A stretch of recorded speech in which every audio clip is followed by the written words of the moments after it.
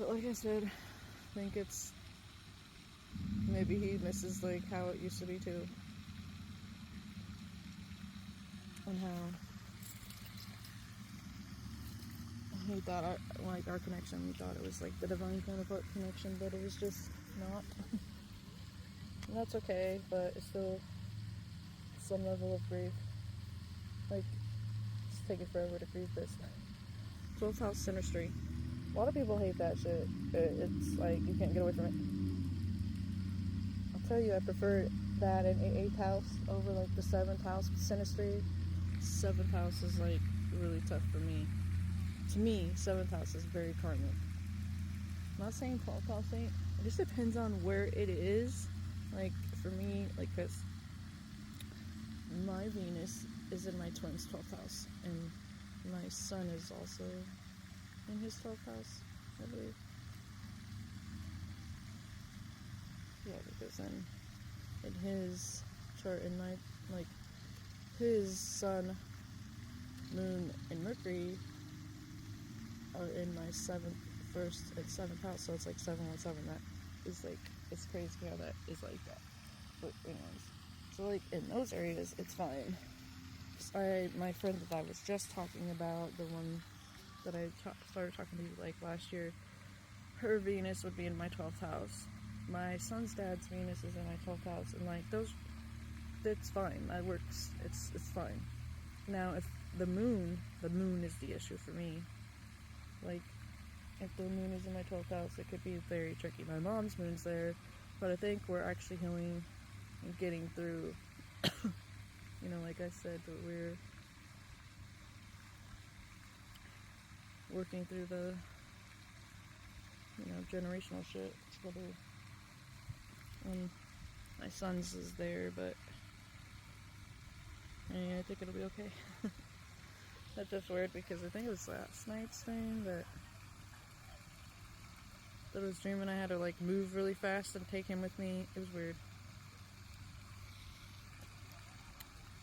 It's kind of weird.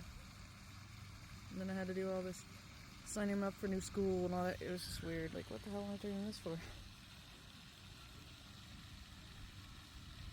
He's almost 16. Oh, good God. He'll be 16 in January. Oh my God. That's insane. No, but my ex also has his moon's in my 12th house. Their moons are all in Capricorn, so you know, that's in my 12th house. But also my ex has like other Cap placements, like his midheaven, and so that, yeah. So like there was a lot of 12th house synastry with us. Now I guess maybe like there's like one placement or whatever, 1 or 2, whatever. And it's okay. What the hell kind of bird is that? I can't figure it out. It's really pretty though. Yeah, come back over here. I want to see what you are. It's fine over there.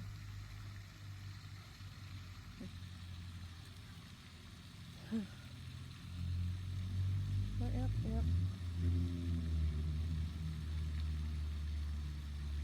Yeah, I almost took my hair out the other day. I think I said that already. But I'm like, but it's almost been 2 months and I don't want to do that. It was like a spur of the moment thing. I just kind of like didn't know I was gonna try to lock it, but I was like, I thought I was just gonna have the braids in that day only.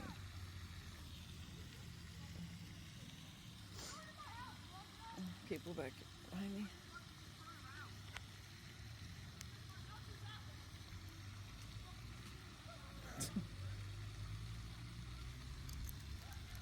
Oh. So I'm trying to. It's gonna be really, really hard because it's been like 20 years of sleep deprivation shit in the making, 20 plus years. Because, you know, school, and then like when I went to school and I lived with my dad and my ex stepmother, she would always like sleep deprive me. So like, but like when I was a kid and I'd go for visits, she'd be like, if I yawned, she'd make me take a nap. So I have like a love-hate thing with naps. So like,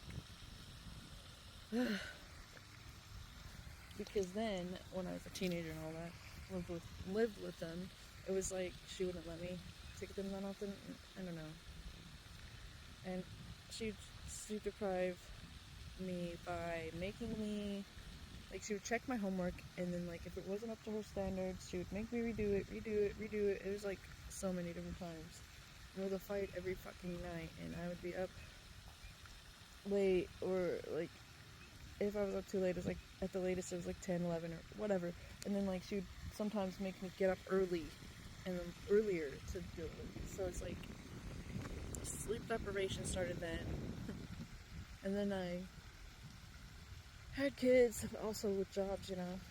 Jobs were so horrible. It was the others. The kids, I'm not, I mean, that's different. Kids are, you know, they're kids. They don't do that shit on purpose. They're just trying to get their needs met and everything, you know. They have different sleeping, you know.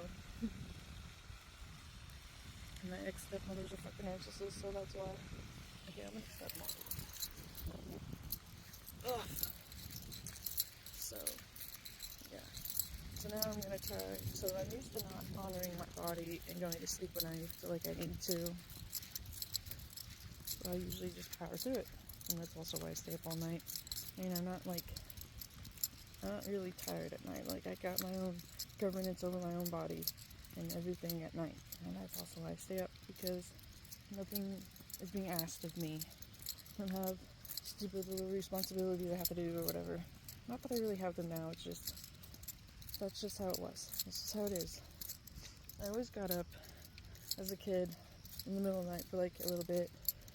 I remember 2 instances, but I know there was more. You know, like one of the times I was staying at my grandma's house, and me and some of my cousins, I think, I got up in the middle of the night, got into the coloring books and colored a little. I might have got a snack, I can't quite remember. Probably did, because my grandma always had like these ice cream bars, ice cream sandwiches, and you know, fudge bars, stuff like that. So I probably had one of those, and then I went to bed. And then when I was staying at my aunt's when I was a kid, when she lived off East 5th Street over there, that way, whatever, I walked by it. Yeah, walked around, had an ice cream bar again, just like enjoying the time without people being like, do this, do that, blah blah blah. That's probably also a part of a lot of my PDA autism.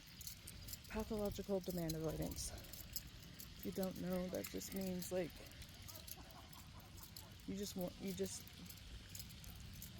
it's more than just being like, don't tell me what to do type shit. Like, I don't know how to explain it. You sort of just have to research it. But it's like way more than just that.